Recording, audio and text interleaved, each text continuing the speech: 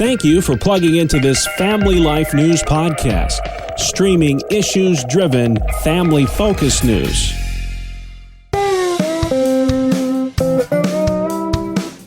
This is Family Life Hometowns, a chance to get to know the stories behind the cities, towns, villages, and burgs that make up the Family Life listening area.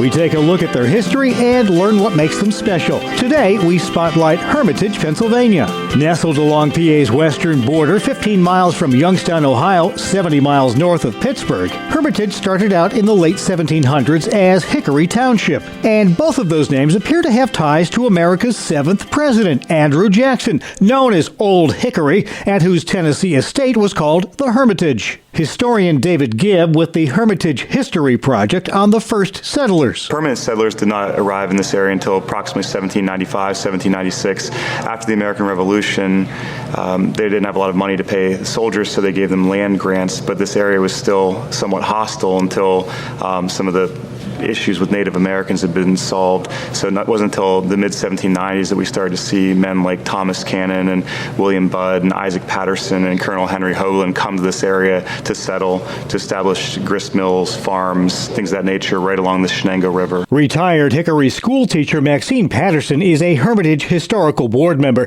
She says schools in the 1800s operated a lot differently back then. When student populations moved, so did the school. As the population changed, if there weren't many grade school people in your street, they moved the building and all on down the road and put it in another corner. Children walked probably 2 miles to school. The school day was 8 to 5. Later, the school bell tower was added, and it was used to warn students that school was ready. Also, it was used to warn when we had trouble in the schools. If you had an arrogant student, you rang the bell and the nearest parent came to your aid. Patterson has a unique perspective to share on the roots of Hermitage, which, like much of western PA, are decidedly rural. I have seen a lot of growth.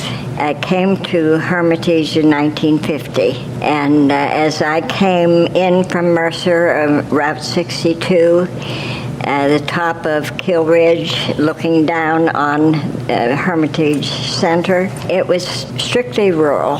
There was a Pennzoil station, a large brick Italian farmhouse and farm. Strictly rural. It was a nice-looking valley. From the 1830s to 1890s, coal mining played an important role in the area economy, and the expansion of the Erie Canal allowed that coal to be shipped to distant ports.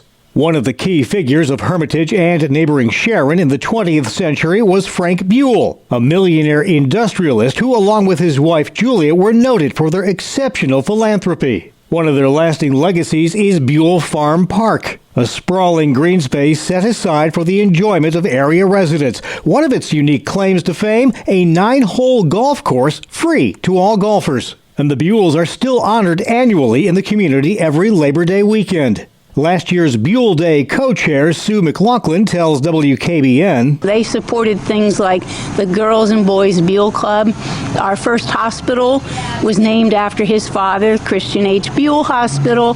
They've given us the library. Other noteworthy items from Hermitage history include the Avenue of the Flags. In 1980, on the 100th day of the Iranian hostage crisis, Hillcrest Memorial Park owner Tom Flynn directed the hoisting of 100 flags along the avenue leading into the cemetery. One more was added daily until the crisis ended in 1981, totaling 444 days. That complex is now known as America's Cemetery. And in 1985, the spotlight was on Hermitage again, this time because of severe weather. See those papers flung? That is a tornado. Look at all the papers over there. Those are there. Those are leaves. That's a tornado. Yeah, leaves. Yeah, but look at this. Picking it up. That's a tornado. Get downstairs. A rare F5 tornado struck Hermitage May 31st, 1985. 18 people died, over 300 injured, in the strongest tornado in Pennsylvania history. Ironically, exactly 30 years later, another twister hit Hermitage, but thankfully no one was hurt that time. The 85 tornado dealt Hickory a tough blow, but tough as Old Hickory himself, Hermitage has weathered that storm and many others and remains a resilient community on Pennsylvania's western frontier. You've You've been listening to Family Life Hometowns, a look at the cities, towns, villages, and burgs that make up the Family Life listing area. Please join us again next time for another edition of Family Life Hometowns.